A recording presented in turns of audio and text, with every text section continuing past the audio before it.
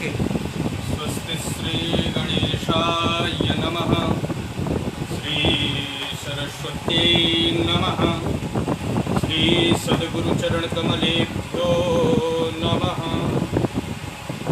वक्रतुंड महाकाय कोटिशूरसमप्रभा निर्विघ्नं कुरु मे देव सर्वकार्येषु सर्वदा। जय जय श्री राधारमण, जय जय नवल किशोर, जय गोपी चितचोर प्रभु, जय जय माखन चोर। नारायणं नमस्कृत्यं नरं चैव नरोत्तमं देवीं सरस्वतीं व्यासं ततो जयमुदीरयेत्।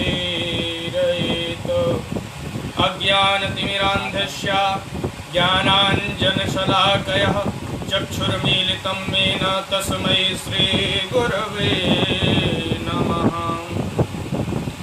माता पिता ने जन्म दिया और गुरु ने दिया ज्ञान, अकर्म लिखा भगवान।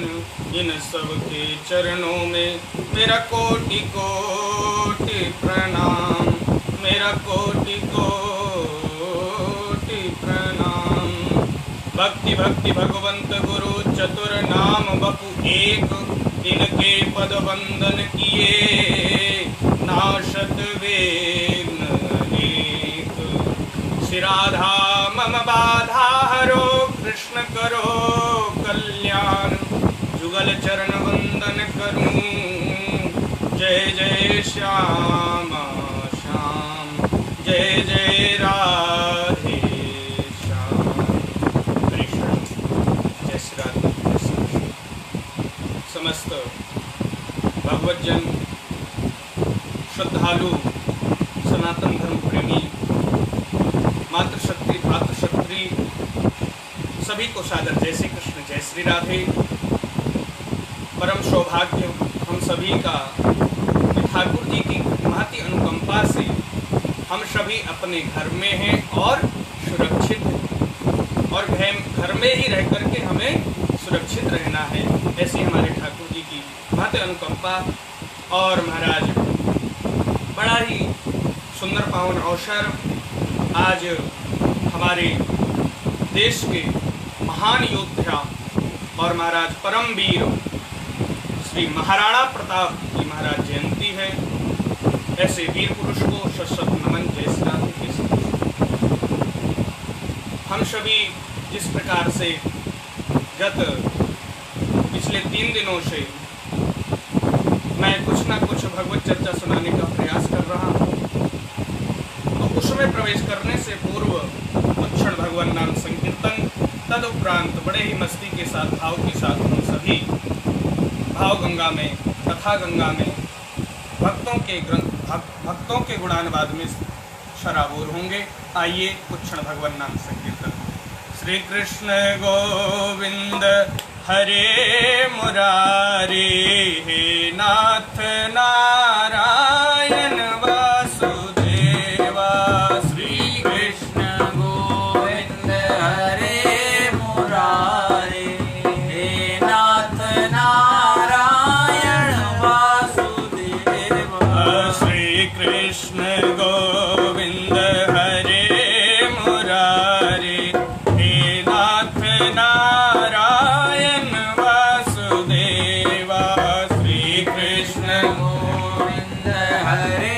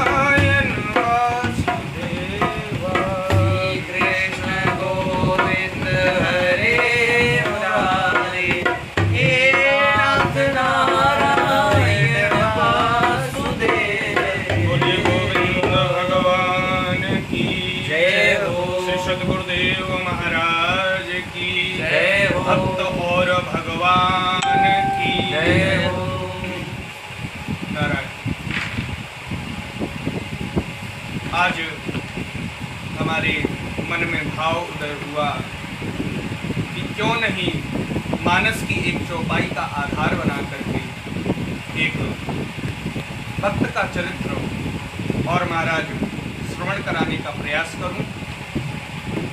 परहित सरिस धर्म नहीं भाई, परहित सरिस धर्म नहीं भाई, परहित सरिस धर्म नहीं भाई, परहित सरिस धर्म नहीं भाई, पर पीड़ा सम नहीं अधमाई, पर पीड़ा सम नहीं अधमाई, परहित सरिस धर्म नहीं भाई, परहित सरिस धर्म नहीं भाई। महाराज परहित सरिस धर्म नहीं भाई, पर पीड़ा श्रम नहीं अधमाई। किसी संत से एक व्यक्ति ने पूछा, महाराज परहित क्या है? और महाराज परहित करने का, किसी का भला करने का पुण्य क्या होता है, ऐसी जानकारी देने की आप हमें कृपा करें। क्योंकि प्रायः लोग कहते हैं कि महाराज हम बड़ा बड़ा जप तप दान यज्ञ आदि किए, और महाराज कुछ लोगों के मन में क्षोभ रहता है कि महाराज हम कुछ नहीं कर सकते, तो उनको कैसे थोड़े से कार्य से पुण्य की प्राप्ति हो सकती है। तो महाराज संत ने बड़ा ही सुंदर एक आख्यान सुनाया है। संत कहते हैं, भैया एक बार की बात है, एक व्यक्ति एक नगर में रहता था। तो वहाँ के जो राजा थे महाराज, वह व्यक्ति को, जो भी व्यक्ति पुण्य के कार्य करता था, उसको उसके पुण्य के बराबर धन दिया करता। काफी लोग जाते थे महाराज, काफी ख्याति थी उस राजा की। एक दिन एक व्यक्ति ने सोचा कि क्यों नहीं मुझे भी चलना चाहिए। उसकी पत्नी के प्रेरणा देने पर वह चल पड़ा, पर उसने मन में भाव किया कि मैंने तो कभी कोई पुण्य का कार्य किया नहीं है। पर उसकी पत्नी ने उसको प्रेरित किया, नहीं नहीं आप जाइए। महाराज वह अपने पत्नी की प्रेरणा के कारण से, पत्नी के कहने के कारण से निकल पड़ा है। उसकी पत्नी ने कलेवा में उसके लिए 4 फुलके बना दिए हैं, और महाराज कुछ अचार आदि रख दिया है साथ में। वह लेकर के भगवान नाम कीर्तन करता हुआ आगे बढ़ा है। काफी दूर चलने पर उसको भूख लग आई है, उसको तृष्णा ने सताया है। वह एक महाराज वृक्ष के नीचे पहुंचा, जहां पर जल का भी संसाधन था। उसने सोचा क्यों नहीं, ये बड़ा ही सुंदर स्थान है, बड़ा ही सुंदर यह वृक्ष है, क्यों नहीं इसके नीचे बैठ कर के मुझे यह प्रसाद पाना चाहिए। वह प्रसाद पाने के लिए बैठा है कि क्या देखता है, सामने एक महाराज श्वान कुतिया जो कि ब्याई हुई थी, वह भूख से तड़प रही थी। और महाराज भूख से तड़प रही थी, काफी कमजोर हो गई थी, उसके छोटे छोटे पिल्ले। उसने देखा, उसको लगा कि क्यों नहीं मुझे इसको अपने भोजन में से कुछ देना चाहिए। उसने तुरंत 2 रोटियों को उठाया और महाराज उसको डाल दिया। 2 रोटियों को उसको डाल दिया। महाराज वो सोचने लगा फिर कि महाराज 2 रोटी से तो मेरा भी पेट भरने वाला नहीं, और महाराज ये इसका भी पेट नहीं भरा है। तो महाराज उसने उन 2 रोटियों को भी उसी को डाल दिया। ऐसा करके वह केवल जल पान करके महाराज आगे को बढ़ा है, आगे बढ़ा है, राजा के नगर में पहुंचा है, राजा के समीप पहुंचा है।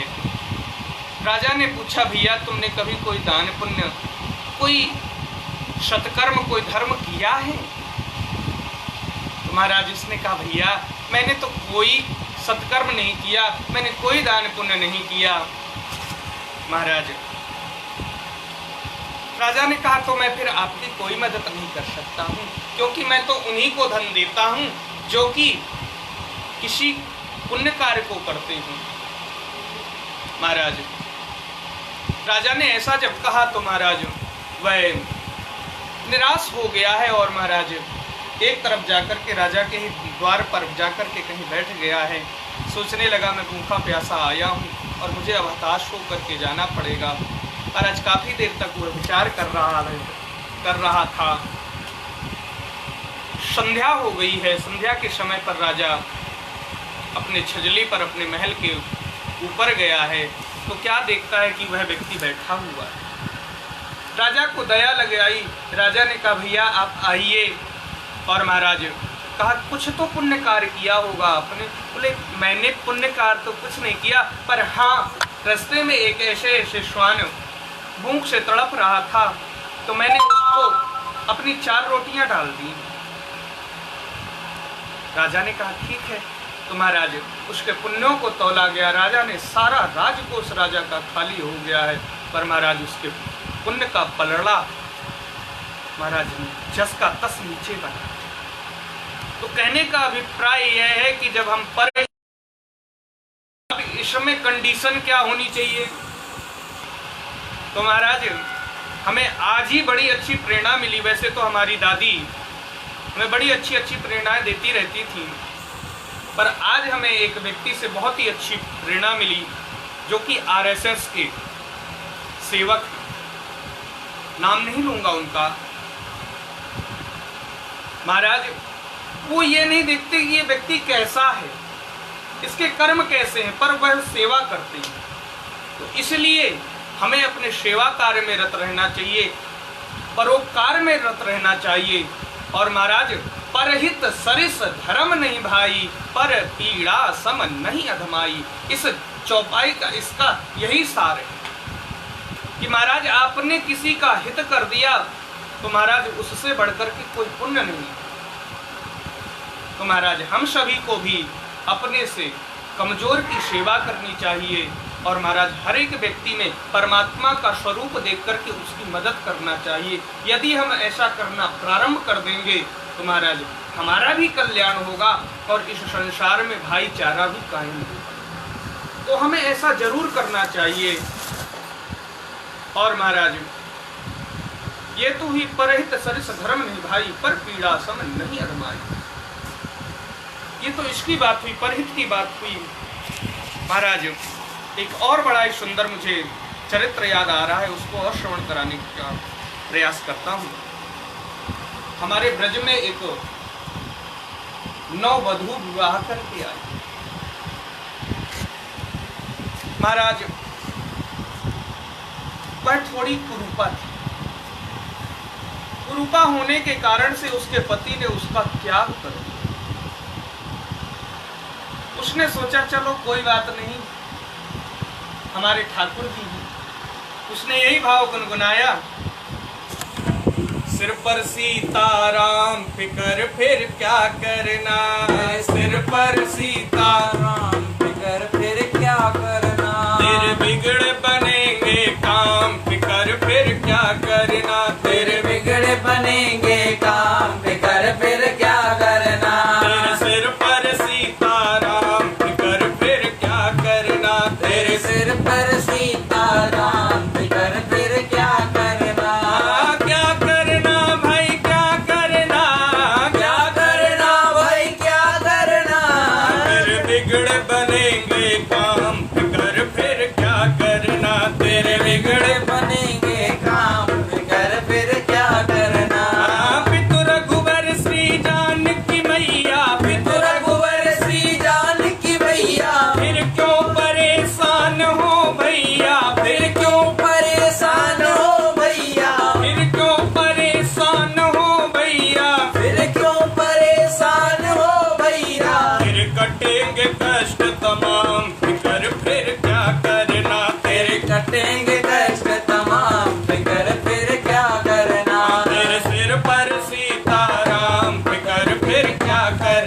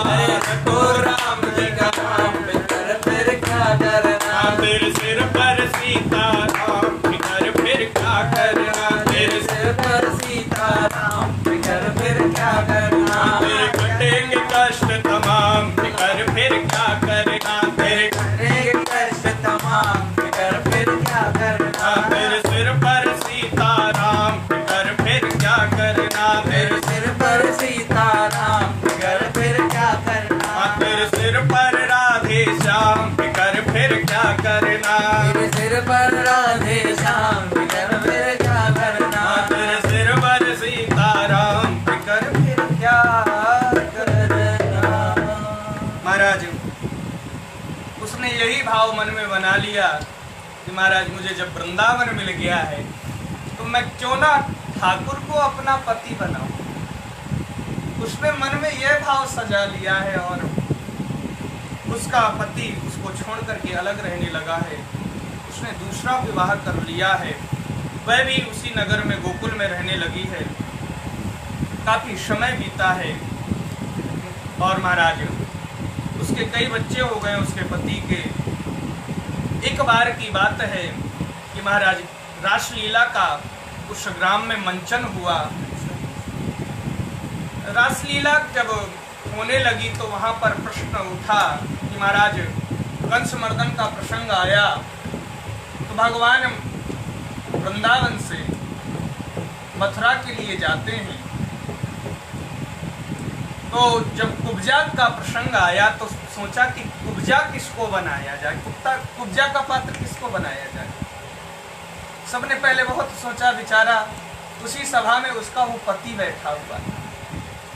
उसने हास्यवश कह दिया कि क्यों ना इस कुबड़ी को बना लिया जाए। ये तो कुब्जा जैसी ही लगती है, इसको ही कुब्जा का रोल दे दिया जाए। महाराज मैं तो इतने से ही खुश हो गई। मुझे कम से कम ठाकुर जी की लीला में पात्र बनने का तो अवसर प्राप्त होगा। वह भाव दशा में खो गई है। ये देखिए भाव की बात है। उसने सोचा मुझे ठाकुर जी स्पर्श करेंगे। बस लोक की दृष्टि से नहीं देख रही, वो भाव जगत से देख रही है, भाव की दृष्टि से देख रही है। उसने यही भाव संजोया और महाराज समय बड़ा है, लीला का समय आया है और महाराज लीला का मंचन होने लगा है। वह चंदन का पात्र लेकर के जा रही है और महाराज 8 वर्ष का बालक एक कृष्ण बना है।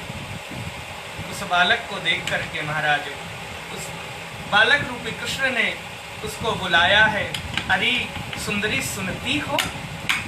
महाराज जहां ये शब्द सुना उस वृद्धा ने उसके हृदय में तरंग उठ गई है, भाव में मग्न हो गई है। महाराज ठाकुर जी आए हैं, उसके थोड़ी से हाथ लगाया है, पैरों में पैर रखा है और महाराज थोड़ा सा झटका दिया है और महाराज वह सर्वांग सुंदर हो गई, सर्वांग सुंदर हो गई है। देखिए बात कहाँ आ गई, क्योंकि उसका सरल भाव था, उसके भाव में विश्वास था कि ठाकुर मुझे स्वीकार करेंगे। और इस भाव को देखते हुए उसने उसके ऊपर मेरे गोविंद ने ठाकुर जी ने कृपा कर दी है। बस हमारे अंदर इसी भाव की कमी है। जब तक हम इस भाव को नहीं बनाएंगे तब तक बात बनने वाली नहीं है। आइए कुछ क्षण एक भजन सर्वप्रथम श्रवण करेंगे, उसके उपरांत 2 मिनट राधा नाम संकीर्तन, आगे की चर्चा करते। जीवन है तेरे हवाले मुरलिया वाले, जीवन है तेरे हवाले मुरलिया वाले, जीवन है तेरे हवाले मुरलिया वाले, जीवन है तेरे हवाले मुरलिया वाले।